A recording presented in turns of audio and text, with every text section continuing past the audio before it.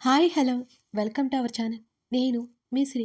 ఈరోజు మనం చెప్పుకోబోయే కథ మిస్సెస్ అగస్త్య. కథలోకి వెళ్ళే ముందు వీడియోని లైక్ చేయండి. జస్ట్ 1 సెకండ్ కదా అండి. అలా లైక్ చేసి ఇక మొదలు పెట్టేయండి. Mrs Agastya part 176. మమ్మీ తీసుకురాలేదా నిన్ను అంటూ చందన అప్రయత్నంగా నవ్వేసింది. అవునన్నట్టు నిలువుగా తలాడించింది అవంతి. తలెత్తి చూసింది శ్రీద వైపు చందన. ఇన్ని రోజులకు తీరిందా నీకు అని చందన అడుగుతుంటే, మీరే చూస్తున్నారు కదా అస్సలు కుదరట్లేదు, ఇవాళిక వచ్చేసా అని. డాడీ పొద్దు పొద్దున్నే ఎక్కడికి వెళ్ళిపోయారు అని అడిగింది శ్రీధ. ఊరికే బయటికి వెళ్ళారు అని చెప్పింది చందన. రావణమ్మ కాఫీ కప్పు తెచ్చింది.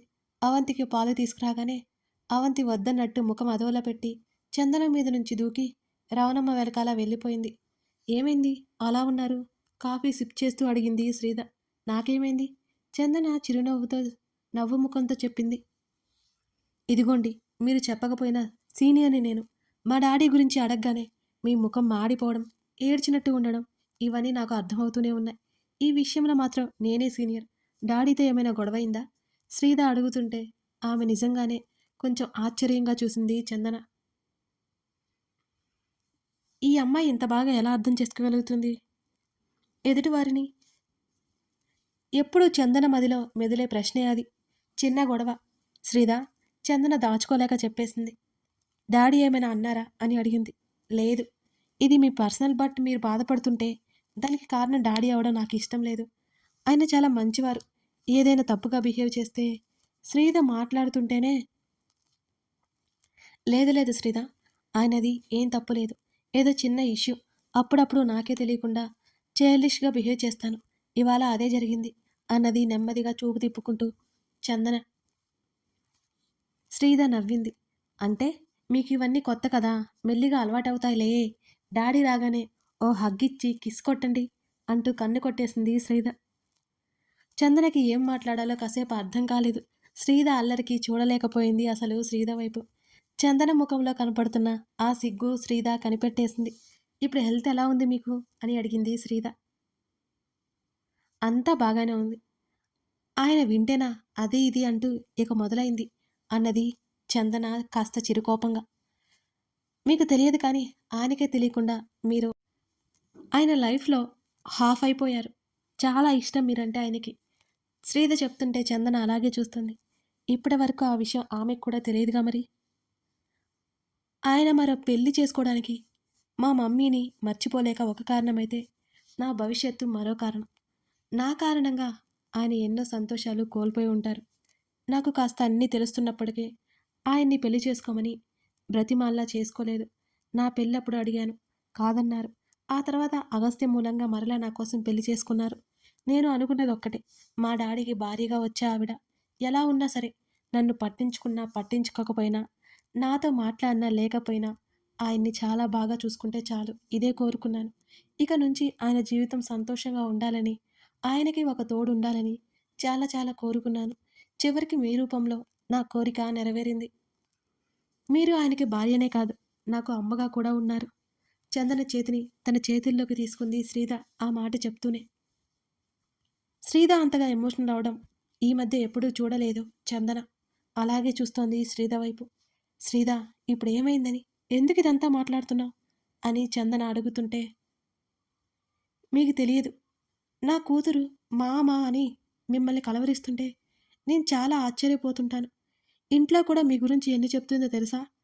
తీసుకెళ్ళమని బాగా గొడవ చేస్తుంది. దానికి మేం ముగ్గురం తప్ప ఎవరూ ప్రేమ చూపించలేదు. మీ రాక దానికి అదృష్టం. నిజంగా చెప్తున్నాను. మమ్మీ ఉంటే దాన్ని ఎలా చూసుకునేదో మీరు అలాగే చూసుకుంటున్నారు. ఇదంతా మీకు చిన్న విషయమే కావచ్చు, నాకు కాదు అన్నది శ్రీధ. శ్రీధ, ఏంటిది చిన్నపిల్లలా? ఆమె కళ్ళు తుడుచుంది చందన. నువ్వు ఇంకా నన్ను పరాయి అనుకుంటున్నావేమో. మీరందరూ నా ఫ్యామిలీ అని నేను వచ్చిన రోజే అనుకున్నాను అని చందన కన్నీళ్లతోనే నవ్వేస్తూనే చెప్పింది. లేదు లేదు, మీరు పరాయి కాదు, శ్రీధ కంగారుగా అన్నది. నువ్వు ఇలాంటి మాటలన్నీ కృతజ్ఞతతో తెలుపుతుంటే నాకు అలాగే కదా అనిపిస్తుంది. పరాయి వాళ్ళకే కదా ఇలా చెప్తారు. ఒకవేళ మీ మమ్మీ ఉంటే నువ్వు ఇలాగే మాట్లాడేదానివా అని చందన అడిగింది. శ్రీధ లేదన్నట్టు తలాడించింది. ఇంకోసారి అలా అంటే ఊరుకొని చెప్తున్నా అంటూ శ్రీధ చెంప తడిమి, అగస్త్య కూడా వచ్చాడా అని అడిగింది చందన. లేదు. ఇప్పుడు తనకి వర్క్ ఎక్కువైంది కదా! వెళ్ళిపోయాడు. నాకేమో మీరు సగం పని తగ్గించేశారు కదా! శ్రీధ మాటలకి చందన నవ్వేసింది. ఈ రెస్ట్ పేరుతో ఇలాగే ఉండిపోయాను కానీ, నాకు ఇంట్లో పిచ్చి బోర్ కొడుతోంది. నేను కూడా వెళ్తాను అంటే, మీ డాడీ ఏమో ఒప్పుకుంటే కదా! ఇంకా ఇంకా అంటున్నారు. అక్కడే గొడవైంది అని అన్నది చిన్నపిల్లలా కంప్లెయింట్ చేస్తూ. మీ ఆరోగ్యం కంటే మాకు ఏది ఎక్కువ కాదు. ఈ విషయం గుర్తుపెట్టుకోండి. శ్రీధ మరీ మరీ హెచ్చరించింది. ఇప్పుడు నేను బాగానే ఉన్నాను అంటే మీరు వింటే కదా! ఇంకో 1 మంత్ అంతే. నేను ఇంటి నుంచి మేనేజ్ చేస్తాను. ఆ తర్వాత ఎవరు వద్దన్నా లేదన్నా వచ్చేస్తాను చెప్తున్నా. చందన బెదిరించింది. సరే, శ్రీధ నవ్వింది. ఇద్దరూ హాల్లోకి వెళ్ళేసరికి రమణమ్మ చేత సీక్రెట్గా చాక్లెట్ ఇప్పించుకొని సోఫా వెనుక కూర్చొని మరీ తింటోంది అవంతి. రమణమ్మ, అవి ఏది అనగానే స్టాచ్యూలా అయిపోయి బిగుసుకుపోయింది అవంతి. గబుక్కున చాక్లెట్ నోట్లో కుక్కేసుకుని అటువైపుకు తిరిగి లేచింది బుడ్డది. బుడిబుడి అడుగులతో పరిగెడుతున్న కూతుర్ని చూసి చందన వైపు తిరిగి మాటలు మొదలుపెట్టింది. రమణమ్మ వెంటనే అవంతి వైపు వెళ్ళింది. అక్కడ బొమ్మలు తీసుకుని ఆడుకుంటోంది అవంతి. అవంతి తెలివితేటలకి రమణమ్మ మురుసుకుంటూ నవ్వుకుంది. ఆవిడ వంటగదిలోకి వెళ్ళిపోయింది. వాళ్ళిద్దరూ ఫుడ్ బిజినెస్ గురించి చాలాసేపు మాట్లాడుకుంటూనే ఉన్నారు. ఇంకా ఏ ఐటమ్స్ యాడ్ చేయాలా అని చూస్తున్నారు. కాసేపటికి అవంతి దగ్గరికి వచ్చింది. చందన పిలుస్తుంటే శ్రీధ అవంతి చేతిని లాక్కుని, ఎవరే నీకు చాక్లెట్ ఇచ్చింది? గట్టిగా గదిమింది శ్రీధ. అవంతి ఉలిక్కిపడింది. చాక్లెట్ తిన్నట్టు ఎలా తెలిసిందబ్బా? ఆ బుడ్డదానికి అర్థం కాలేదు. చందన జాలిగా చూసింది అవంతి వైపు. తెలియక తిని ఉంటుందిలే, వదిలే శ్రీధ. చందన చెప్తున్నా వినలేదు. రాత్రంతా దగ్గడం, ఇప్పుడేమో తినడం. మీ డాడీ ఏమో నన్ను అరవడం, ఇదే సరిపోతుంది కదా? కోపంగా అన్నది శ్రీధ. తల కిందకు వంచి ఏడుపు మొహం పెట్టింది అవంతి. రమణమ్మ, రమణమ్మ, శ్రీధ కేకలు వేసింది. రమణమ్మ వెళ్ళలేదు. శ్రీధ తిడుతుందని ఆమెకు కూడా తెలుసు.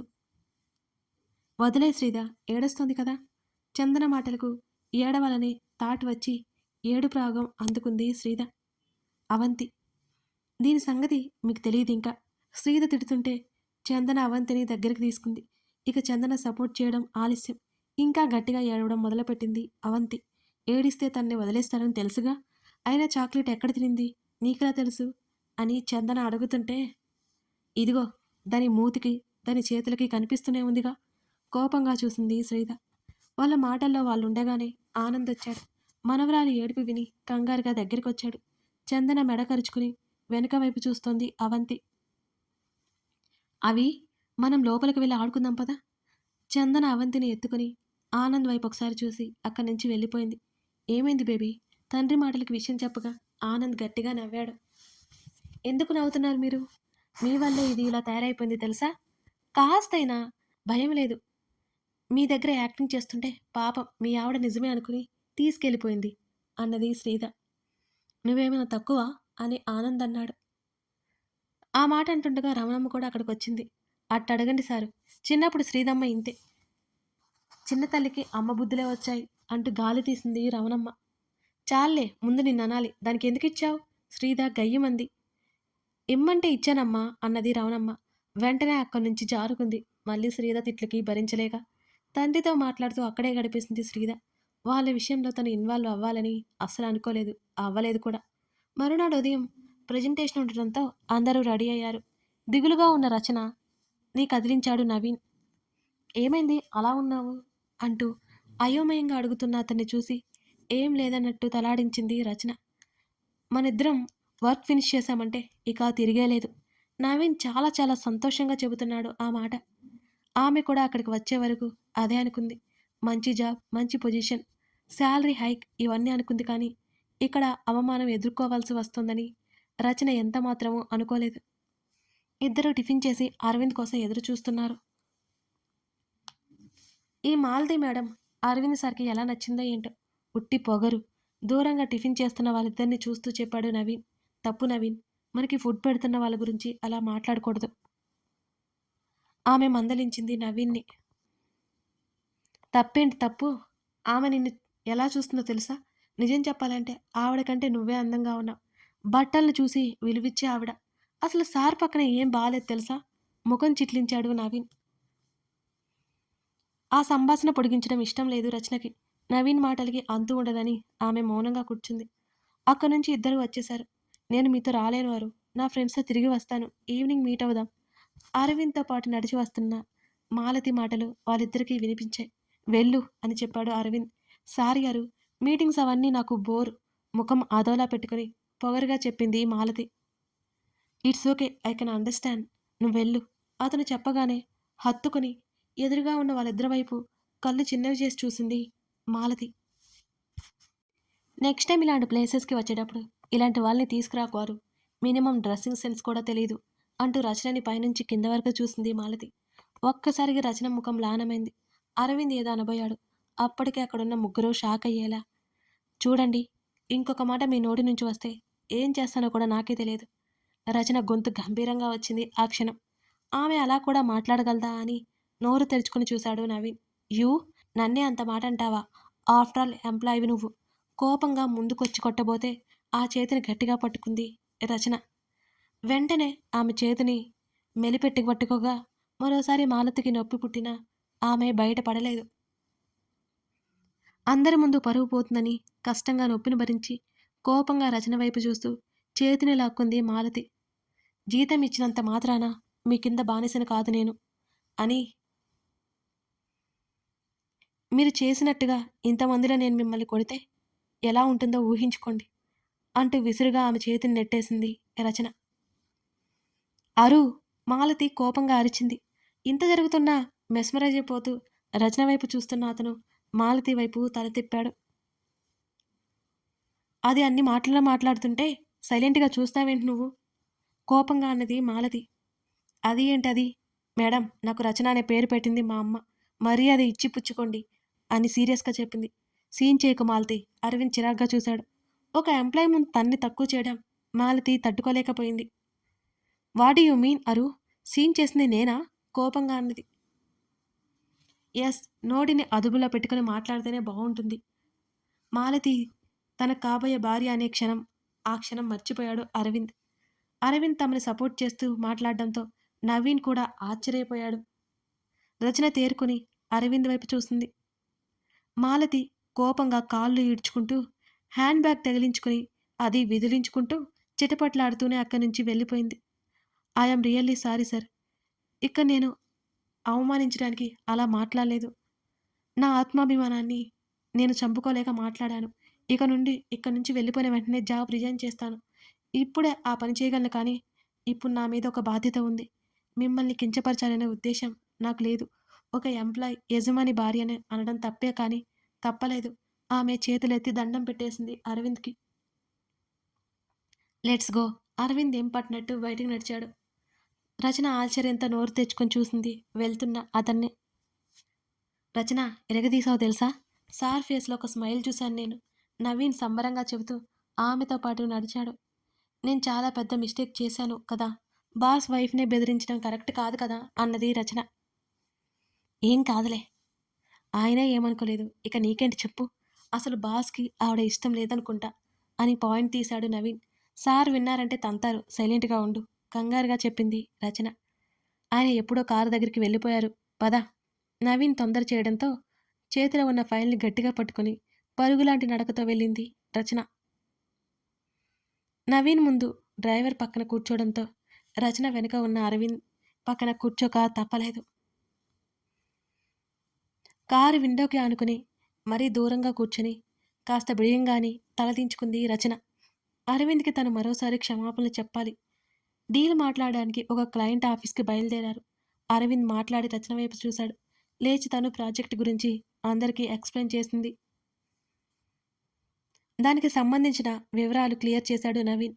అదంతా అయిపోయేసరికి మధ్యాహ్నం అయిపోయింది. అక్కడ అరవింద్‌కి లంచ్ ఏర్పాట్లు చేశారు వాళ్ళు. వీళ్ళిద్దరూ బయటకొచ్చేశారు అక్కడి నుంచి.